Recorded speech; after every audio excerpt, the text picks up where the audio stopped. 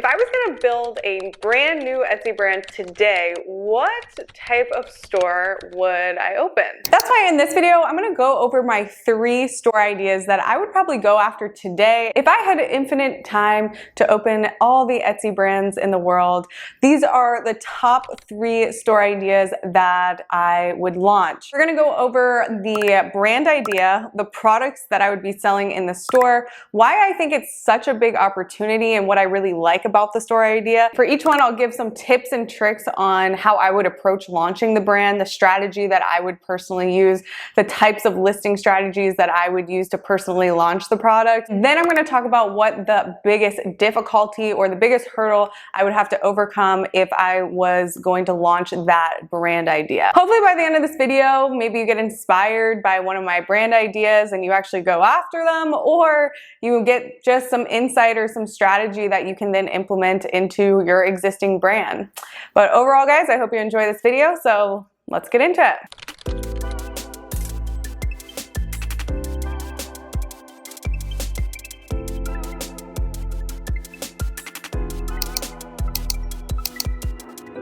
My hair is freaking crazy today.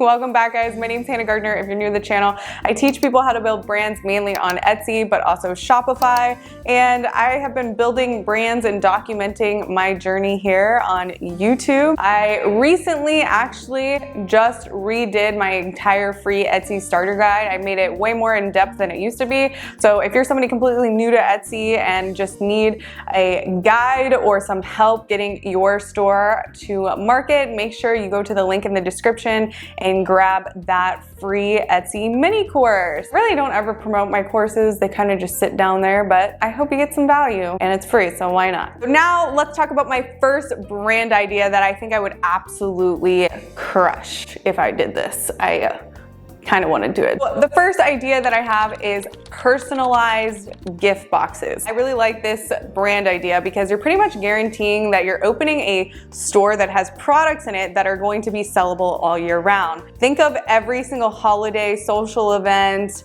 family event that happens that has the potential for somebody to give somebody else a gift box. You can give gift boxes for weddings, for Mother's Day, for a holiday, Christmas, Easter, Valentine's Day. If a couple just bought their first home, first new home gift basket, spa day gift basket, birthday gift baskets, bridal shower gift baskets, bachelorette engagement party gift baskets. You kind of have a store that's, in theory, your products could potentially be evergreen. People are always going to want to just give somebody a gift basket because it takes the thinking out of giving a gift. The second reason I really like this store idea is because you have the potential to upsell your customers immensely. This is actually something that I teach, and what that is actually bundling an item. So like if you have a gift basket like this and you see there's tons of items in that, right? Like this could be the main image, but when you go click on the listing and you go to the drop-down menu, you can have different variation options of sizes of gift baskets. So you can go small, medium, large gift baskets. There is always a percentage of people that are always just gonna buy the most expensive thing or the highest ticket item. The upsell potential with a product like this could be really high, and you can really make some beautiful baskets that basically make your average order value for your store super, super high. But you can also be capitalizing on the people that don't want to be spending as much money by offering lower ticket baskets. But when you do a tier of upsells like this, what it does is on the front end in Etsy, obviously it's going to show the cheapest price. So you can earn that click on showcasing a cheaper price, but then obviously when they get to their listing, they'll see they actually have to choose which size option. If you can do your branding and your marketing and have really, really aesthetic and beautiful gift boxes, you can really outshine your competitors by also adding that tiered level of value propositions. The next reason I really like this niche is that because you're going to have an abundance of gift items that you actually should set this, or I would set this up where basically I could reuse some products in multiple gift baskets. So if one gift basket had a candle, I could use that for the Mother's Day gift basket, but then also it's just a matter of changing basically the branding on the other gift basket for, like, say, a birthday gift basket, but also including that same candle in a different box as well. So I'll be able to reuse a lot of the same inventory for multiple gift baskets, but not have to go so negative in holding inventory. So up front, it seems like, oh, I have to hold all this inventory, but if you set it up like strategically, you could figure out a way where basically you could use a lot of the same inventory for different boxes, and then it's just a matter of rebranding the boxes to fit that holiday or that social event. Another thing that I really like about this brand is that these types of brands tend to do pretty well off of Etsy. So a brand like this, if done correctly and branded correctly, could translate into something really powerful off of Etsy. So the day that I would finally transition basically all my efforts on Etsy and then be running a Shopify store at the same time and start doing like a lot of content creation with TikTok and stuff like that. These types of products have a lot of viral potential off of Etsy. In my opinion, if you're gonna open a business, like especially an Etsy business, I feel like the goal should be to build something, a sellable asset, and usually that manifests into a brand that you actually like own, own your own traffic source or own your own list of customers, which would be like something like a Shopify store. In my opinion, that should be the natural trajectory of anyone that wants to get into Etsy, is to build, you know, a brand that's more nationally recognized, and Etsy is kind of like your preliminary stomping grounds, you know, e-commerce for beginners. And so a brand like this, if branded correctly, you could definitely do that. And like I said, like products like this have a lot of viral potential when you start making content or trying to get influencers, because people like this type of product. People like sharing, oh, look at this gift basket I got on social media. So I feel like getting the right influencers and stuff like that would be pretty easy, an easier sell than an Etsy store selling craft supplies or something like that. Finally, the last thing that I really like about this brand is that I would imagine that you could have a really high repeat customer rate. If you do the proper follow-up methods and the proper retargeting, just with your Etsy customers alone, I feel like you could build a lot of brand loyalty when it comes time for, you know, their sister's baby shower or a wedding or something like that. Now, one last thing that I would add in here as far as strategy goes. So we kind of already touched on bundling, but another key attribute that I would integrate into this business model is a personalization option. So they won't only just have a tier of upsells, but they would have an additional upsell if they want it personalized. So if they wanted to add their friend's name to it or gift note or something like that, whether that was like on the candle or actually like printed on the actual box, I would invest in the machinery to do that, because that just adds, again, another upsell, and then obviously increasing that average order value. So nothing super hard to do or set up, just a lot of small SOPs put together. Now, what do I think are the most difficult things about this business? The hardest part about a model like this is, in my opinion, in my experience of being an Etsy store that holds inventory, would be inventory management, inventory control. Because technically, for instance, if you're selling a gift box like this, you would have to seriously be making sure that you're actually using a legitimate SKU systems. So for instance, if you have a gift box that has a candle in it, right, but then you have 17 other listings that use that same candle, right, you have to be able to track your inventory, not only multi-listing, but multi-channel if you sell that gift box on Etsy and Shopify, but then you also have to be able to track that inventory if you also bundle the item. So if somebody buys the item in, you know, a bundle over here, but then they also buy in a different bundle over there, right? You have to be able to track inventory on both ends. So in order to track inventory properly, you're going to have to SKU all of your items. So every single item that exists in a gift box has to have its own unique identification code, which is called a SKU. A SKU stands for stock keeping unit.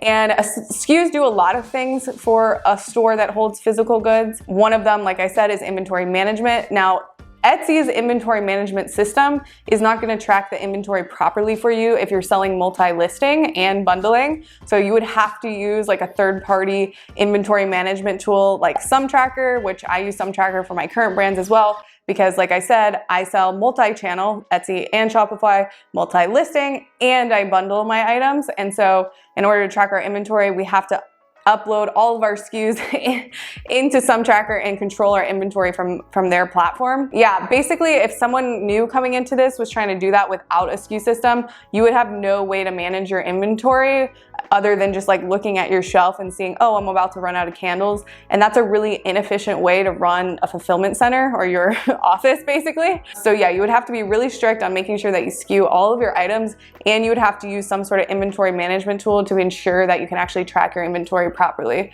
But once you set it up, and you are used to tracking your inventory properly, it wouldn't be that hard. I would say the next thing that would probably be difficult is because you would have so many SKUs, you would have to really be on top of all of the vendors that you're buying all your items from. So when you're about to run out of stock from stuff, if you're sourcing places from a lot of different vendors, you just need to make sure that you're really on top of it and making sure that the consistency and quality of your vendors is really, really good. Okay, the next store idea that I really, really like is custom portraits like these, where basically people submit a photo and then I would recreate those images in Photoshop in different types of styles. So like you can do the watercolor style, you can do the cartoon style, or like an abstract style, and you can either print it on paper, or we could integrate with like Printify or something and basically create the mock-up for them, get it approved, and then like print it on mugs or t-shirts or stuff like that. I like this because this takes it at like a little bit like a step higher than people that are just like doing print on demand. Like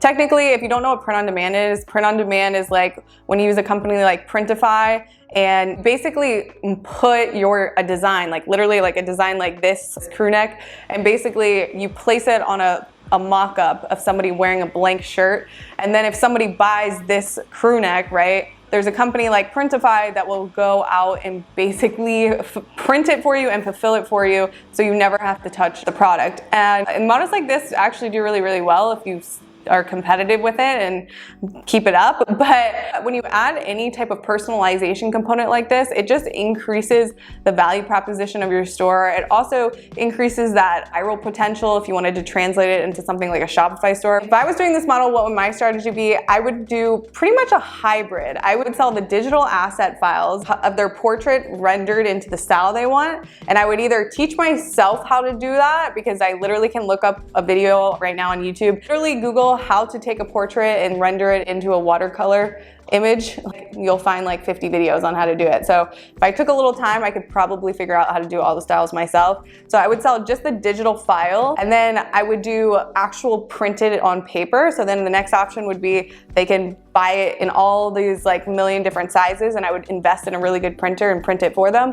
But then I would also integrate a print on demand option in there too, where if they wanted to printed say on a t-shirt or a mug or a blanket or something like that, then I would have that POD model going where Printify would fulfill it for me. So integrating those three options into strictly portraits, I think one gives me like 1,000 listing ideas of how I can make these listings look. So having a lot of listings with a lot of searchability, but also just there's so many different types of styles that you can create. I really like this niche because again, you can get people in on the, clicking the listing because it will show a really low price on the front end, which that would just get them the digital asset. But then there's again like those big tier of upsells. And like I mentioned, anything where there's like customization on Etsy just always ends up doing really, really well. Obviously, if you do your branding and your marketing properly, it does really, really well. The hardest part about this business model, I think, would probably either learning how to do the Photoshop edits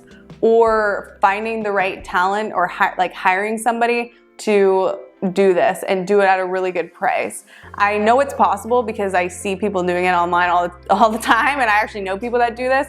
So the talent is out there for sure. It's just landing that good person and getting that right person in the right seat, or just taking the time, putting the energy and effort in learning it myself. It's more so just time than anything, nothing that difficult. And you'll probably see on this channel, I have a fundamental belief that I can teach myself anything, and I've proven that to myself time and time again. Now, don't get that confused. That doesn't mean I'm the best at everything, but I feel like with the proper time and effort, you can learn anything if you are motivated to do so. And finally, the last Etsy business model that I would go after is business to business branding, labels, assets, whatever you want to call it. To give you a visual, what I'm talking about is labels that you would print somebody's branding on the label, and they would buy 1,000 at a time. Same thing with stickers or business cards, anything that's business to business, branding awareness asset. I'm sure there's a better way to explain that. You get the point. Okay, why do I really like this model?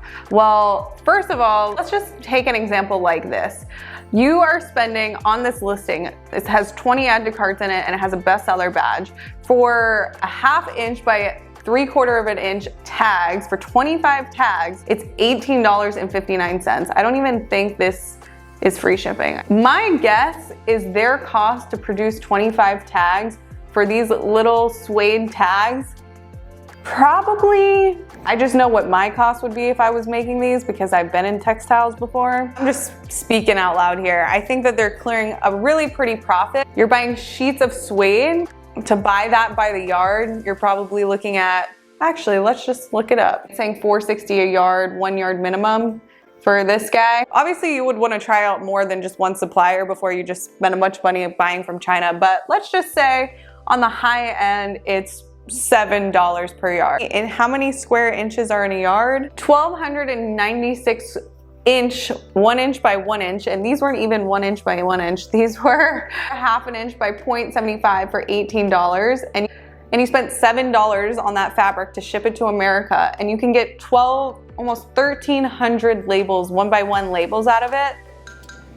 Let's just do a little bit more math here, right? $7 divided by 1,300 is 0.005 cents. So that means you're clearing a pretty good profit margin on these items. Now, obviously, if you end up hiring an employee to do this type of work for you, that is probably gonna cost you more than your actual material cost. Obviously, you might have had to buy some machinery to get this up and going, which is totally fine because you're gonna have a great return and you're gonna get a return on that money pretty fast. Why do I like this? Your profit margins are extremely high, I would imagine. And then also, when you're selling business to business, people that are buying stickers and labels and business cards and all of these types of assets for their business, you're going to almost guarantee that they're going to come back to you time and time again. So when a business runs out of something like this and they historically sell good, one, they're going to not just buy from you again, but they're gonna hopefully, as they grow, buy more from you. So it's like a compounding effect, right? Because it's almost like they have to go back to you because they need that for their items or for their store. So hopefully you treat them really well and they come back to you time and time again, almost like a subscription plan, but then each time they come back, they actually have to buy more, so their order value increases. Now, the most difficult about this type of business model, if I'm offering all these types of tags and materials and stuff like that, it's a bigger learning curve than, say, just learning how to print portraits on paper, right? Obviously, if we wanted to build a business that offered a lot of different variation options of printing, you know, business marketing asset materials, right? There's gonna be different equipment involved, and it's also super meticulous because if you want your logo put on a sticker, it needs to be perfectly centered, it needs to look good. But luckily, this type of business is just a lot of SOP, a lot of standard operating procedures put into place really systemically. But yeah, guys, those were the 3 business ideas that if I had a million hours in the day, I would capitalize on all of them. But hopefully, you know, you got some value, and if you don't want to do one of these, then at least you maybe got some strategy for your own listings or your existing store. Overall, guys, I hope you enjoyed this video. Again, if you're a complete new beginner, make sure you check out that free Etsy guide that I just put out. And yeah, hopefully I'll see you inside there. Give this video a thumbs up and comment any of your questions or concerns down below. Bye, guys.